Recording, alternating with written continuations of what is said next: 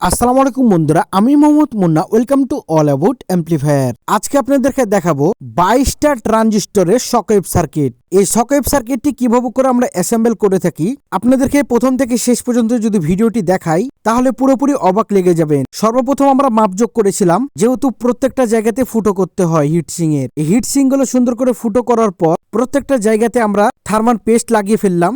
এরপর আমরা ট্রানজিস্টরগুলো এক এক করে অ্যাসেম্বল করছি। ট্রানজিস্টরগুলো এক এক করে অ্যাসেম্বল করার আগে প্রত্যেকটা ট্রানজিস্টরের উপরে এবং নিচে মাইকার আমরা থার্মাল পেস্ট ব্যবহার করেছি। এপাশে সুন্দর করে ব্যবহার করার পর পরবর্তীতে আমরা উল্টে নিলাম হিটসিংটাকে। এই হিটসিংটাকে উল্টে নেওয়ার পর সর্বপ্রথম আমরা থার্মাল পেস্ট ব্যবহার করেছি, এরপরে মাইকা ব্যবহার করলাম। এর পরবর্তীতে যে ট্রানজিস্টরগুলো ব্যবহার করব, যেহেতু এক পাশে 11 পিচ 1943 ট্রানজিস্টর এবং এক পাশে আছে 5200 ট্রানজিস্টর এবং অপর পাশে আছে 1943, তো মূলত এই দুইটা ট্রানজিস্টর মিলে এই সার্কিটটিকে আমরা অ্যাসেম্বল করেছি। তো প্রত্যেকটা জায়গাতেই আমরা সুন্দরভাবে করে মাইকা বসিয়ে ফেলেছিলাম এবং সুন্দর করে টাইট দিয়েছি।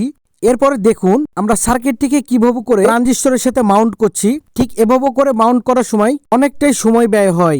এজন্য বন্ধুরা আমরা এই শকওয়েভ সার্কিটটি খুবই আস্তে ধীরে করে ফিনিশিং দিই এবং অ্যাসেম্বল করে থাকি। যদি খুব সুন্দরভাবে করে অ্যাসেম্বল না করা হয়, সার্কিটটিকে দেখতে একটুকু ভালো লাগবে না। দেখুন কিভাবে করে স্কেল দিয়ে আমরা প্রত্যেকটি নাটগুলোকে টাইট করে ফেললাম।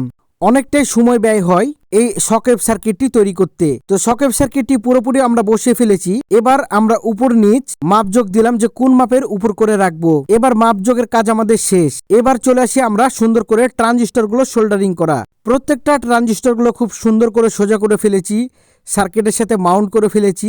এবার শেষের দিকে আমরা সুন্দরভাবে করে সোল্ডারিং করে ফেললাম। সোল্ডারিং করার পর তামার যে লেয়ারটি দেখতে পাচ্ছেন, এই লেয়ারটিকে আমরা সুন্দরভাবে করে মোটা করে রাং মেরে দেব, যাতে যেহেতু যখন ট্রানজিস্টরের ভোল্টেজগুলো দেওয়া হবে, তামার এই লেয়ারটির উপর দিয়ে অনেক ভোল্টেজের কারেন্ট যায়। এজন্য সুন্দরভাবে করে আমরা এই লেয়ারটিকে মোটা করে দিলাম। পরবর্তীতে প্রত্যেকটা জায়গাগুলো চেকিং করে দেখলাম যে সবগুলো জায়গা ঠিক আছে কিনা। এরপরে কাটিং এর পালা। যে ট্রানজিস্টরের মাথাগুলো বের হয়ে আছে, এগুলোকে সুন্দরভাবে করে আস্তে ধীরে কাটতে হবে, না হলে রেজিস্টরের ঠ্যাংগুলো কেটে যাবে।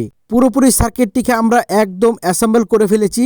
দেখুন কেমন লাগছে। প্রত্যেকটা ট্রানজিস্টরের স্ক্রুর সাথে আমরা ওয়াশার ব্যবহার করেছি এবং হিটসিংটা দেখুন কতটা মোটা এবং একদম চকচকে পরিষ্কার। ওই পাশে আপনাদেরকে দেখাচ্ছি, দেখুন প্রত্যেকটা জায়গাতে সুন্দর করে আমরা খুব মাপ মতন ভাবে বসিয়েছি। আর এর সার্কিটের নামই হচ্ছে শকওয়েভ সার্কিট। সার্কিটটি কেমন লাগছে দেখতে অবশ্যই কমেন্ট করতে ভুলবেন না।